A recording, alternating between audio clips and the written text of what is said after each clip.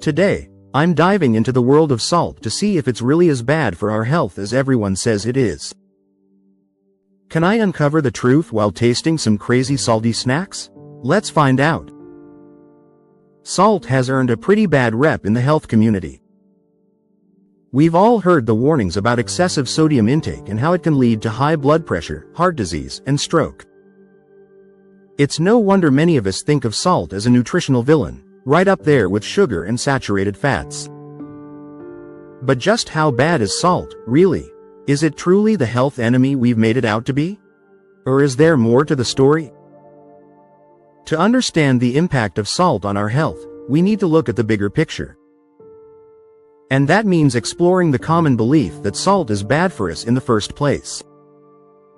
For decades, health organizations and medical professionals have been warning us about the dangers of excessive salt consumption. The American Heart Association, for example, recommends limiting daily sodium intake to less than 2,300 milligrams. And it's not hard to see why. Excessive sodium can lead to high blood pressure, which is a major risk factor for heart disease and stroke. The Centers for Disease Control and Prevention estimate that high blood pressure affects nearly 1/3 of American adults. But is salt itself the problem, or is it our overall diet and lifestyle that's to blame? I mean, think about it.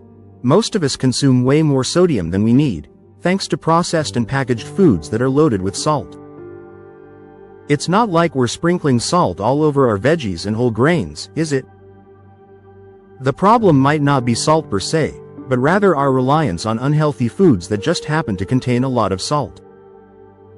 So, what's the deal with salt, anyway? Is it really as essential to our bodies as we're told? Well, the answer is yes.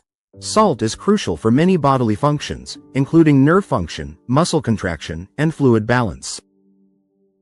Our bodies need a certain amount of sodium to function properly. But how much is too much, and how can we strike a healthy balance? One of the biggest debates among experts is the optimal daily sodium intake. Some argue that the current recommended daily allowance is too low, and that we need more sodium to maintain optimal health. Others claim that even modest reductions in sodium intake could have a significant impact on public health. The truth is that science is still out on this one, and more research is needed to uncover the truth. But what about all the exceptions to the rule? The people who consume high amounts of salt and seem to thrive. Take, for example, the Japanese, who have one of the highest per capita salt consumption in the world, yet also have some of the lowest rates of heart disease. Or what about athletes, who often consume large amounts of salt to replenish lost sodium and electrolytes during intense exercise? It seems that, for some people at least, salt might not be the health villain we've made it out to be.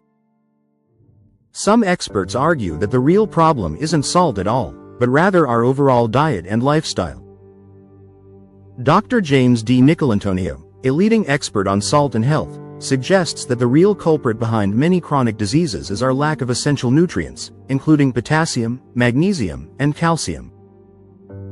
He argues that by focusing on whole, nutrient-dense foods, we can actually reduce our risk of heart disease and other health problems, even if we consume moderate amounts of salt. So, what's the takeaway here? Is salt really as bad for our health as we've been led to believe? The answer is a resounding maybe. While excessive sodium intake can certainly have negative health effects, the science is far from clear-cut. And when we look at the bigger picture, it's clear that our overall diet and lifestyle play a much bigger role in determining our health outcomes than salt alone. Thanks for joining me on this salty adventure, guys.